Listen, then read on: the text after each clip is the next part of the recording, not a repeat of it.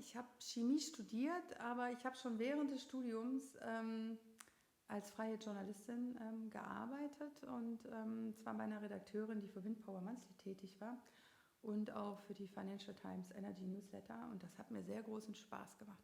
Das war schon 1999, da war ich mit meinem Studium noch gar nicht fertig, aber da habe ich schon gemerkt, dass mir sowas sehr viel mehr Spaß macht, als irgendwie ja, immer nur im Labor zu arbeiten. Ich konnte da Interviews führen, ich habe Messen besucht, ich war bei Windtestfeldeinweihungen dabei, bin auf Anlagen raufgeklettert und habe Fotos gemacht, und das hat mir sehr gefallen.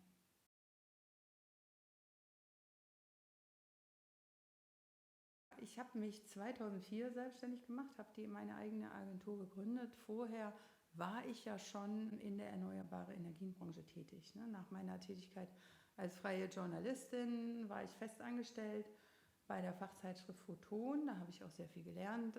Da ging es halt ja, ausschließlich um Photovoltaik. Und das war dann auch der Schwerpunkt meiner Selbstständigkeit. Bei der Photon war ich für alle Texte rund um Wechselrichter zuständig, auch Netzintegration und so, Datenüberwachung. Und in dem Bereich habe ich dann auch sehr schnell Kunden gewinnen können. Die kannten mich ja sowieso alle schon.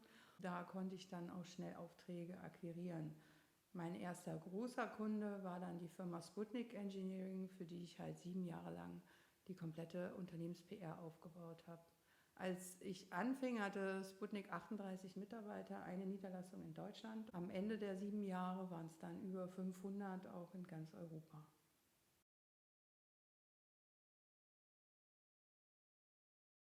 Ich habe damals angefangen in meinem Wohnzimmer in Aachen.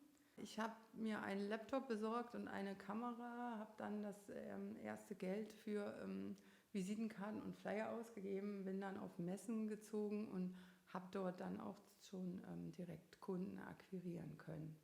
Nach 4 Monaten Wohnzimmertätigkeit habe ich mir dann einen Arbeitsplatz in einem Büro, in einem Gemeinschaftsbüro gesucht in Köln. Damals hatte ich dann da auch noch ein Klappbett stehen, denn eine Wohnung hatte ich in Köln noch nicht zu dem Zeitpunkt. Bin dann erst ein paar Monate später umgezogen. Es ging dann schon recht schnell, dass immer mehr Aufträge kamen und auch mein wichtigster Kunde sehr schnell gewachsen ist. Deswegen brauchte ich Mitarbeiter. Das ließ sich dann in dem Gemeinschaftsbüro nicht so ohne weiteres realisieren, weshalb ich dann halt auch in größere Büroräume umgezogen bin.